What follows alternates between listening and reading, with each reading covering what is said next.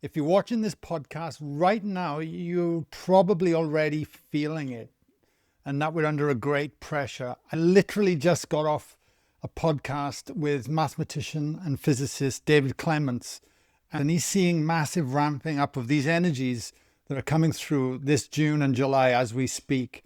Now, this great pressure isn't just a vague concept. It has a window, and if we're not congruent, it's going to feel more like a crisis. So most people are trying to survive life by living half in and half out, half committed, half present, half themselves. But that divided way of living is exactly why so many people are exhausted, because deep down, your soul was never designed to negotiate with who you truly are. So what if this chaos is actually a recalibration? What if everything no longer aligned with your true path is simply falling away to make room for the real you? Today, I want to share 6 powerful steps that have helped me take the handbrake off my own life, so you can finally go all in on the life you are actually meant to live. Because the moment you stop abandoning yourself is the moment you finally come home. Let's do this. All right, so let's roll into the first step. I like steps, little frameworks here and there. I can just talk to them. I got my notes here as well. So the first thing that I realized what I was doing on my own journey was this half in, half out, indecision, and this drifting. If you listen to my recent podcast on willingness, then which I recommend, there's a lot in that. But ultimately, the first thing you got to do is declare you're all in. Like, I am all in. Not 99%, 98%, because then we are creating a resistance to. Now, being all in doesn't mean pushing harder. In fact, it's quite the opposite. But you have to make a conscious decision within yourself that everything you do on a daily basis is going to action your support of your growth on this journey. So you can either resist it or you can declare you're all in. And through all in, you're breaking that stagnant energy. You're breaking that sense of waiting. The universe can't meet you while you're negotiating your own truth. That's what it ultimately is at the end of the day. And it normally comes down with fear. I remember having a lady come to our retreat a couple of years ago. Her name, I'm sure she won't mind me sharing, was Diane. She was blind. She had a lot of disabilities through her body. And I think she'd been blind from the age of 10 or 11 years old. I can't remember. Her body had undergone huge amounts of surgery, huge amounts of trauma. And through these 5 days, to witness her was so beautiful and so humbling, and it still sits with me to this day. Now, to the point where I want you to imagine her feet were so swollen, they were like almost the size of my thighs, okay? And she was clearly in a lot of pain, but she really wanted to connect to the soul aspect of herself and really start to lean into these concepts that we talk to and do all the time. Now, through the whole retreat, she was attentive, she was present, and she never complained. Like, she was all in. There was even a process that we did. And in all honesty, she could have been the first one, due to her disabilities and everything, to actually not do it and step out of it because of the pain as well that her body was going through. But she stepped up and did this process absolutely incredibly. And through that, what was witnessed, everyone was in tears. Then that gave permission to everyone else to be all in as well, because it was like, when I see things like that, I remind myself, like, when am I in my mind, or am I actually committed to this? Am I all in through whatever evolution process that we are going on right now that is happening? And through that, then there is obviously an acceleration to it, but applying the things that we teach and we do can be very powerful. Now, interestingly, I got a quote here from the Beckwith podcast that I did a couple of years back, and he speaks about when an old paradigm is dying, it's very loud and it's very dangerous. So as everything is ramping up through these energies and through our own internal systems, that is when we are required to step up more. So we can either run from it or we can declare we're all in. So that's the first basis of it. Okay. So let's go into step 2. The body is the gateway, biological support. How you are actually nurturing and looking after your body is pivotal. I mean, I've gone on about this for a while. How you do one thing is how you do everything. Because if you have a declaration that I'm all in, then you're going to start to look at the aspects of your life. Now, I look at the body as the vehicle that is allowing me to experience life. It is the very thing that is I travel through the 3D plane with, right? But I'm not my body. My body is my vehicle. I often joke at when we do our events and stuff, I see myself like a wild stallion, right? And the point being is that my consciousness is the rider and my body is the horse. And how I train it and how I become one with it and nurture it and create this relationship allows me then to move forward through life. So what I eat, how I move, how I sleep, what I do on a daily basis is critical. Now, I had Veda Austin on the podcast. I don't know if it'll be live when I'm publishing this, but it'll be very soon, who's done an incredible body of work around water. And the one thing that blew my mind, what she said on there, is 99% of water is light. Water and consciousness intimately intertwined. So as these frequencies are ramping up, and if we are experiencing more light, then doesn't it make sense that if we are 60 to 70% of water, that we should be very conscious of even what we drink, what we put in our body, but then also the remineralization of the body, because ultimately our body is minerals, photons and atoms and water, which is light. So the body is the most advanced technology on earth. It needs minerals, hydration and sunlight to hold higher frequencies. So that's the point I'm wanting to make here. So as I'm going through this, I double down on how I'm looking after this wild stallion, how I'm looking after this body, and I feel is critical, absolutely critical.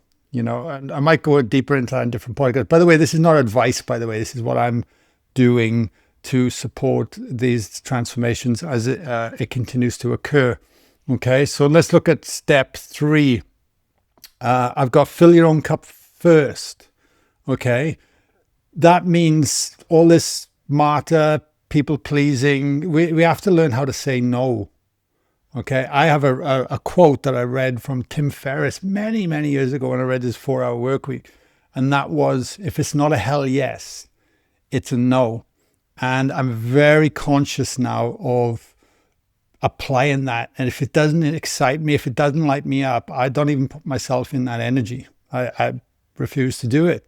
Why would I? And as we gain our own inner power back, and that's what's being called forward of us, I believe, in these times, is to start to understand that we are connecting more and more to our own truth, then everything that's not within that truth is falling away. But if we are not filling our own cup first, how can we then expect to be the best version of ourselves to give to everyone else? So we have to create space and time to do this. And that could be pausing, taking 10 minutes a day, actually just stepping away from social media, stepping away from screens, stepping away from the noise, and just starting to intimately be present with yourself as you start to allow to feel into what is underneath that.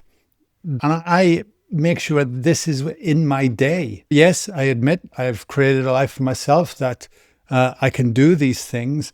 But even if I had a 9-to-5 job or whatever I might be doing in my life, I would still be bringing this into my awareness and starting to look at how I could do even micro moments of filling up my cup and actually learning how to say no and starting to step away from the things that aren't my truth anymore and start to take my power back. Okay, so that's a big one as well.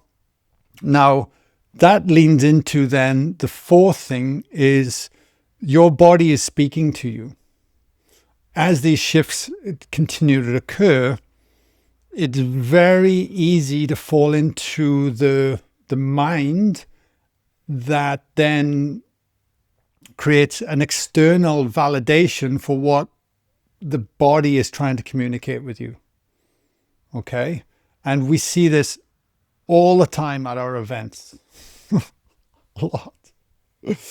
Bless you. It's because why, if your body's been holding on to something for so long, so tight, that you've gone through life and you're not even aware it's there, like my hand is closed right now, eventually you would forget that you even had this. Okay? And then one day, as you start to create a presence and the energies that are continue to shift, that if that opening that hand, it could become very painful. And then eventually you'd be able to move it and the fingers would be going again, be like, oh my God, this is fantastic. I've got this. I've got part of myself back, right? My true self. Now that process can be challenging. It really can, but we tend to control and want to make meaning of something to then feel safe within ourselves. Now, the key is with that is to actually be present more and more with your body, build a relationship with it, start to explore and go into the areas of the stiffness, the stuckness, and the pain. And I love the quote David Clements actually used this morning on the podcast when I recorded with him was, be the peaceful observer. How cool is that, huh? Bring in this presence while the storm is happening. Because remember, if you're not your body, if you're the rider and you're not your body, then ultimately what's your body wanting to communicate? What's your wild stallion trying to share with you as your rider? And the more you can start to conceptualize this and explore that, maybe your body's been wanting to share something with you all along. Maybe there's something that's ready to be released. And maybe we don't need to make it mean anything except that energy is moving because of the rising tide of the frequencies that are continually shifting on the planet that are forcing us to look at ourselves. So, in other words, lean in. Don't run away. Don't numb it. Don't distract it. Don't gossip about it. Don't, whatever it is, start to become aware. Awareness is fundamental to all of this work. And that's where the true spiritual practice lies. It's what you do with your eyes open through the day, right? So instead of fixing anything, sit with it, lean into it, and even ask it what it needs and see if anything percolates beyond the mind. Okay. Another thing, another step that I ensure I have is the right people around me. Find your people, find your tribe. What that does create is a sense of safety.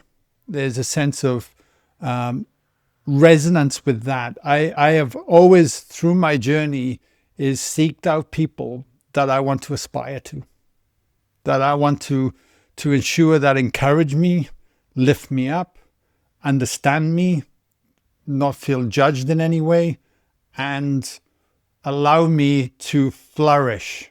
The environments we place ourselves in are critical, and especially when it comes to people.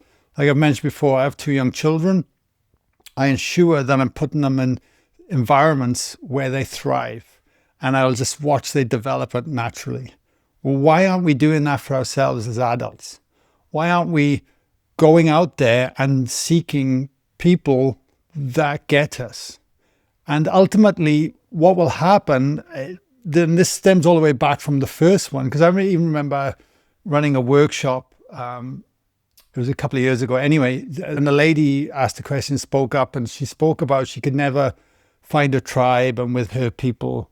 And what it boiled down to, she was in a room of her people, but she was living a isolated, blinkered perception of herself and reality. So there was a part of her that was holding back the fact that all she had to do, and we encouraged it, was start speaking to people around you and being proactive and making the initiation of finding your tribe. If you're just in this waiting energy all the time, nothing changes. Again, it comes back to that declaration. So sometimes the answers are just sitting right with us right now in our face. So interestingly enough as well, just one last thing, because I've got my quotes here. I'm kind of just speaking off the cuff and I remember, oh shit, I was supposed to mention this bit or that bit in here, was that I had a podcast with Dr. Roland McCready from HeartMath Institute. So it's a great guy, HeartMath Institute. Enough said on that. I'm sure you're very aware of them, but he said our hearts actually have a measurable magnetic field that extends several feet from the body. So when I'm saying find your people, I'm not talking about just social connections, okay? I'm talking about finding a coherent field. So where your nervous system can finally drop its guard, and that's when the healing process comes, right? Coherent people influence your energetics to be more coherent, right? So it's so true. Like if you think of everything is energy ultimately at the end of the day, wouldn't you want to be around people that are humming coherence, that they're aligned, that from their heart and their soul is all aligned?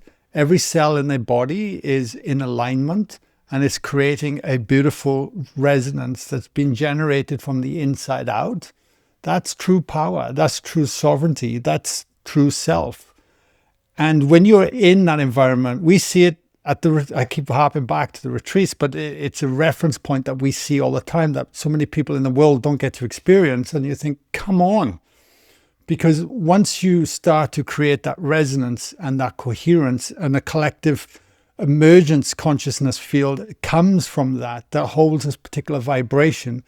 And when you're in that field, what it's doing is then entraining your nervous system. Every cell, every strand of your DNA is slowly learning to hold a deeper and deeper resonance within yourself. And you're continuing to clear what's in the way. And what that's doing is teaching your body, but also then you're feeling safe enough to let go because you're around other people that understand you, that understand it, and get what's happening, are very supportive and not dismissive of the things that are coming up, okay? And the last one I want to mention here as well, which is I ensure I do on a regular basis, is nature. Get in nature. Get in nature often. People joke at me because I wear these Jesus sandal looking things that actually ground you as well, because I got wide feet, so I don't like wearing shoes too much. And so I'm constantly ensuring that I'm connected to the earth, to the ground, to the ocean, to the sea, and placing myself in that. And one thing I love to do sometimes, it can be challenged with the kids, but we'll often get them in nature as well and make sure they're barefoot on the ground and just running around and feeling connected as well, but is to heart breathe while I'm in nature.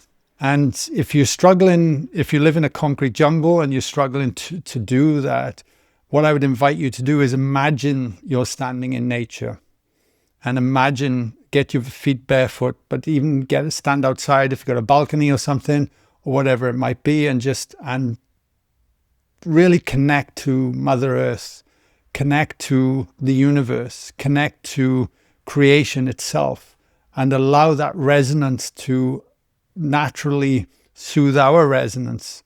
And what that always does, it always gets me out of my head, it gets me back into myself, my body much more, and become more present. Our nervous systems get so scrambled from the pace of life, from the pace of information, we lose ourselves.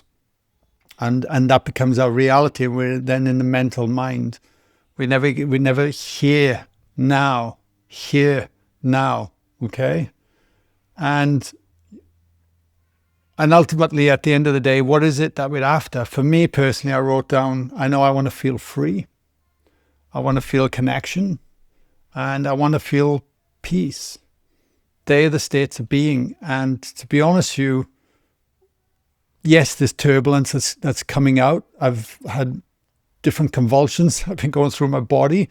and even a couple of days of real dark, heavy shit that's moved. But I understand the process. I know how to hold space for myself and allow it to be. And then through that liberation, I feel deeper states of connection, deeper states of peace, and deeper states of freedom. And ultimately, that's what I feel that's part of us is all craving, right? And that's what we want to. So just to recap, where we got, what did I talk about here? We're all in. Declare you're all in. Your body. Love it. The body is the gateway into this stuff. All in. Start looking after your body. And then we got fill your own cup up first. If it's not a hell yes, it's a no. Lean into the pain. Stop running away from it. Stop numbing it. Try and create a sense of space and presence. And lean in. Ask it what it needs. Okay? Find your tribe. Find your people. Find people in resonance and coherence. That it shifts you. It shifts you. Seek them out and be there. Okay? That's why we do what we do. Nature is the stabilizer. Get into nature.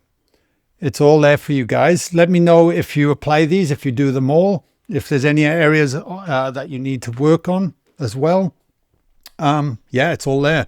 And for you, I mean, you could be living anywhere in the world. Just to give you a heads up, I mentioned on my last podcast that we're changing a few things. We're slowly doing less one-day events just due to the challenges that can come with that around willingness. And we opened up a weekend event, and we thought, you know what, let's just take 12 people. And it sold out in 2 days here in Australia. So we haven't run it yet, but that's exciting. And if something like that excites you and you've been doing our work and you're there, we'll be running another one at the end of August. But we've also got 2 5-day retreats coming up. Well, actually 3. Bali sold out. And we got one here in northern New South Wales in Australia, 5-day. That's in August as well. And one in October coming up. And that'll be it for this year as well. So yeah, if stars align and you want to come and join us with that, come and join us. And we've got offerings online as well where we hold space for people if you can't connect with us in person. Anyway, hope you got a lot out of that. Much love from me, and I will see you soon. I'm actually here right now at a retreat space in Taupo, New Zealand, and it's beautiful. And it really brings home the difference between understanding this work and actually living it.